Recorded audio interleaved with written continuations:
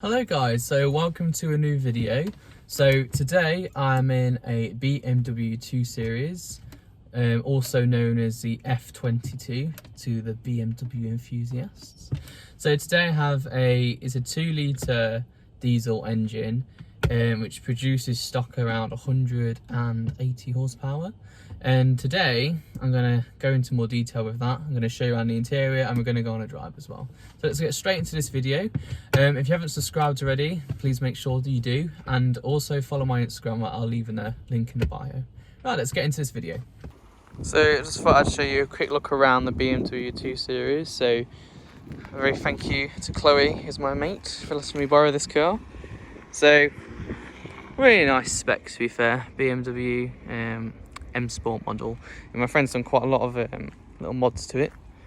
So first starting off is those kidney grills. So they're not standard. She's actually had them.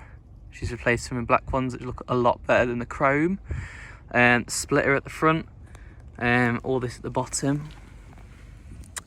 All of this here is completely been put on as well. And I think just look at the front end. Isn't that just aggressive?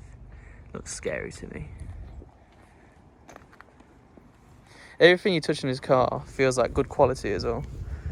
So even the door handles when you open them, it feel nice. And also noticing that they go up as well, which I think look really good. Black wheels, because why not? I think they look 10 out of 10. And I think this spoiler on the back really does make it look that bit sporty. Not going over the top with it though. It looks really good. Single exhaust looks a bit disappointing. I think they slightly facelift this model and they give it a double exhaust, which I think this car deserves, especially the performance it gives out. But no, I think it's actually a really nice design car. Very top quality. Now I'm going to go inside because it's absolutely freezing out here. So inside of the BMW's interior is quite a nice place to be. This one is an M Sport model, so you do benefit from the larger steering wheel, which is a lot more sportier and grippier in the hands. So it's got the features on here. So you've got your cruise control, your voice activation, volume, window wipers just on this side, and then your indicators that BMW owners don't know what they are. Down here, climate control, nice and easy, simple interface to look at. It's very simple, very easy to use, and this one's been upgraded as well with the updated Android system that you can get for these iDrives, which are just a lot more bigger on a screen. You can get them to it's got a screen here, so that has all the information on, like you can change it, put sat nav on, which is quite good, to be fair. It's definitely worth an upgrade, and I think this one has Apple CarPlay as well, so definitely something to benefit from. And down here we have the 6-speed gearbox, which is really nice. Reverse is a bit weird, so when you're going into reverse you really have to fling it back, but it's not too bad, you'll get used to that. And obviously parking sensors, and then your sport mode, so sport, and then you can go to sport plus, and then you got eco pro mode just to save those extra MPGs. And I have to say, to be fair, the interior in this car is really nice. You've got this really nice, I think it's Napa leather, which looks very, very posh. And they have like this recline function as well, so you can always extend your legs a little bit, which is actually really nice. Inside the glove box, well, the center storage is quite small, to be fair. There's not really a lot in here, just aux in and a USB, because originally this car never had Bluetooth. And then inside the glove box, as you see, there's a few essential items, but to be fair, it's quite large in there, so no issues with that at all. And there is the mirror. The view at the back is quite nice, so the rear headrests do recline back, so with those they just fold back, so you've got a lot more view out the back, which is quite handy. So the dials in front of you are quite plain, quite simple. What I've seen that before. Preheating, the glow plugs must be cold. Standard BMW noise. But the dials are very, just average dials. There's nothing special about them. Obviously you got your speed on the left, revs on the right. But to be fair, there's not really a lot to talk about on that. And then one thing I forgot to talk about is this really lovely headlining at the top. Everything you touch in this car really feels like it's been put together really well. Even this SOS button. There's some visors especially, they are really just top quality. Like, they have weight to them. Mine are really flimsy in my Honda, but these ones feel great. And there is a picture of a baby flying out if you put the airbag on. So remember, if you have kids, don't have the airbag on if they're going in this seat. But no, it feels really nice in here. No complaints whatsoever. Getting comfortable in this car is quite easy to do. There's a million different ways you can position this seat. So I'm just going to show you a few of them. So you have this, which actually tilts the seat itself, which I've never seen before in my life. Obviously you've got the backwards, forwards, and obviously the simple one where you fly back. But it feels really nice. My Civic has this as well, and it does feel like you struggle so much to get it back, but this one's a lot more easy to use. And then you also have like lumbar support in the seat, so if you like to go a bit crazy in the corners, you can tighten the seat up. But I don't think I'll be doing that. I think I'm a bit too plump to be having those features on. But yeah, there's a lot of different angles you can go with this seat, which is a bit overkill. But the one thing I don't like about it is if you want to get higher and lower in a seat. So that's in its lowest position, and you really struggle to get back up. Like, you literally have to lean your own body up, and it just feels horrible. Like, you'd be better off having a pump so you can be a bit more precise with it, or you feel like a lot of the time you're literally just going up, down, up, down, up, down until you find a decent position. And to be fair, that's just really annoying. But once you've got comfortable, no one's going to be changing your seat around. So it's not the end of the world. I know a lot of these did come with like electric seats, but that's really like an optional extra that you'd have to pay for, and I suppose a lot of people didn't expect that. But to be fair, there's no complaints with this interior at all. Like, everything feels really fit, and the fit and finish is really good in this car. It is real BMW quality. Right, I think what we should do now is go on a drive and really just see how good this car is. So I have been driving it for a little while now, just to get a feel of what it is like to drive. And I'm quite surprised, to be honest. One thing I noticed straight away when driving this car is how low you sit in it. You really do feel really low to the ground, which is, I think, a really nice place to be fair. It takes a bit of time to get used to, but once you're used to it, it feels so much better to drive, because you really do feel engaged with the road. This car has Pirelli P0s on them, which are really good tyres, to be fair. I think if you're going to have a car like this, and you want to drive and have a bit of fun in the car, it really will benefit from a really decent branded tyres on them. I think they really do offer a lot of grip when you're going a bit crazy, and I really do feel like this car is glued to the road. Once those tyres get warm, I'm absolutely like stuck. It feels difficult to crash, basically. So obviously I don't want to crash, but you really do find yourself going around corners really fast that you don't realise. You think you're doing probably 30, 40, but really doing 50, 60. You're like, how have I not crashed into a tree? At the moment, I'm only in the comfort mode as well. So comfort mode is, well, it's comfortable. The ride's probably in its most comfortable setting. And, driving around normally, honk my horn a bit. Check there's no cars here. Yes. Comfort's probably what you're going to be driving to work in. It's the perfect car to commute in, I think. So you've got the comfort comfort mode, which is lovely. And then, you know, if you want to go crazy, then you've got Sport, Sport Plus. And even the torque on this car is really, really good.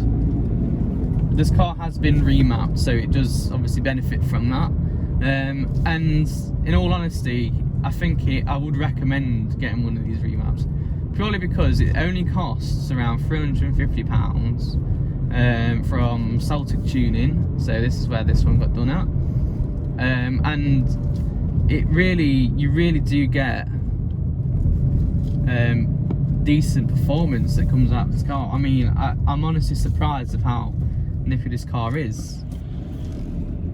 And not just that, it might be nippy and it might be speedy, but you're also getting really good MPG as well.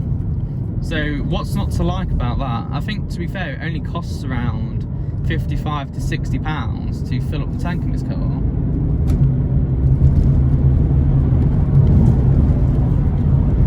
And you know, like, that's impressive really. And not just that, you will be getting good MPG.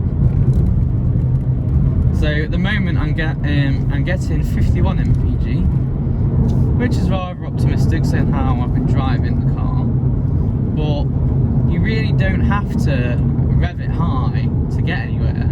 The torque from the diesel engine really does, you know, guide you really well through the gears. It really does feel like it assists you throughout the way. And you know, that's really good. The power is down really low in the rev range, so you know, you don't have to find yourself, you know, going through the gears, dropping it into third to get anywhere if you want to overtake. You can do it really well, you know, just speeding and being in that gear. Let's put it into sport mode and see what it's all about. So obviously, straight away you notice the difference. So from the throttle response to the steering getting heavy and the ride getting a lot more firmer. So, you know, it is crazy, and the acceleration is pretty crazy as well. The steering has actually firmed up a lot, so do notice the difference in that. And then on the power, you know, let's go this way.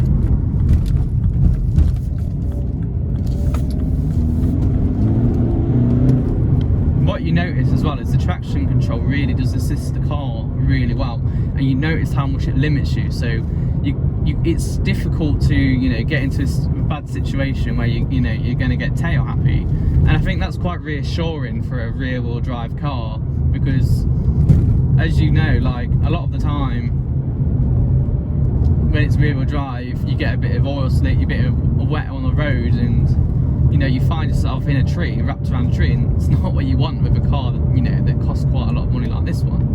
So it's quite reassuring that the traction control system is really, really good, and I think BMW have done a really good job on that.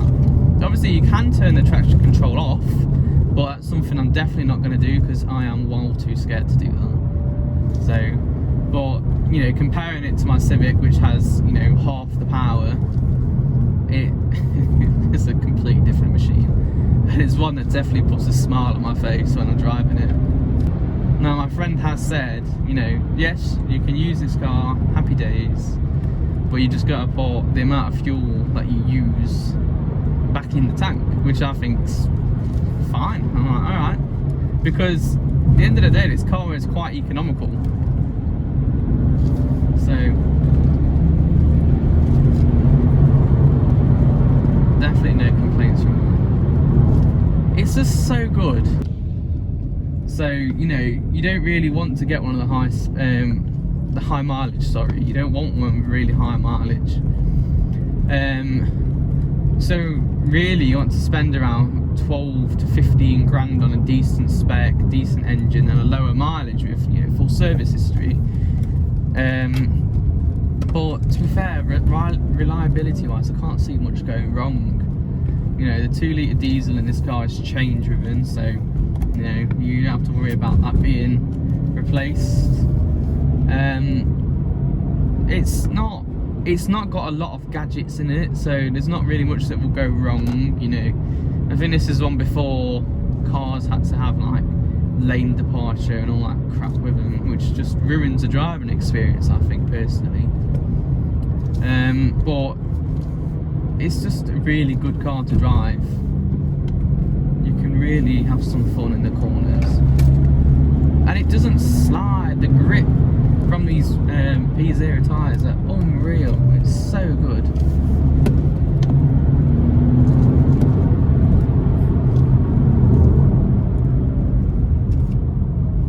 Really good car. It makes me so happy. And you know, I think a car like this you'd really want to take on the track, because you do find yourself wanting to break the speed limit so much, and I think you've got to take that out on a track day. So I mean, I imagine taking this car all the way to the Nürburgring. You know, you drive there in comfort mode, getting great MPG, probably getting around 60 MPG, and then you take it on the track and absolutely, you know, rag the car to its limits. And I think that's perfect. I think that's why you'd want to get a car like this, because it's the best of both worlds at the end of the day.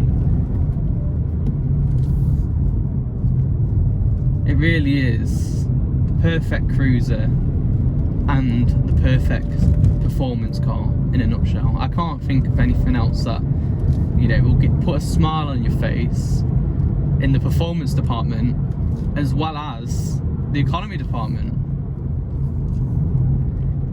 It's the best car for someone who is a bit of a cheapskate and doesn't want a performance petrol car, but you know, they also want to have some fun on the corners and the country lanes. That's the only way I can really think of this car. It's great. I would definitely buy one. And you know, if you are in the market for a BMW 2 Series, I'd recommend that you do buy one, because I think it's all the car you'll ever need, really. Obviously, if you've got kids or a big family, then it's not the right car, and you know, probably best to get a 3 Series or something like that. But I think because this car is so small, it's so engaging on the roads, and you know, I can't think of anything else that really does anything like that. Yeah, I mean, you could get an Audi TT, but then you know, you have no room in the back seats. So, you know, getting people in the back, you will have to chop their legs off, and I don't think they'd appreciate that, to be fair. So, yeah, I think this one is the one to go for. So that concludes today's video on the BMW 2 Series. I really hope that you've enjoyed this. It's a car that I've always wanted to drive properly, and something that I've definitely wanted to review. If you have a cool car that you want me to review, you know, let me know on Instagram. Let me know in the comments, and you know, I'll reach out to you and I'll be more than happy to review your car. You know, I do get insured on these, so it's not like I'm doing any of this illegally. Just make sure that you subscribe for future videos and give me a thumbs up. I'll be very grateful from that. And also follow my Instagram, so I'll mention that in the comments or the links below. So that's all for today. So I really hope you've enjoyed this video, and I'll see you on the next one. Right, see you later. Goodbye.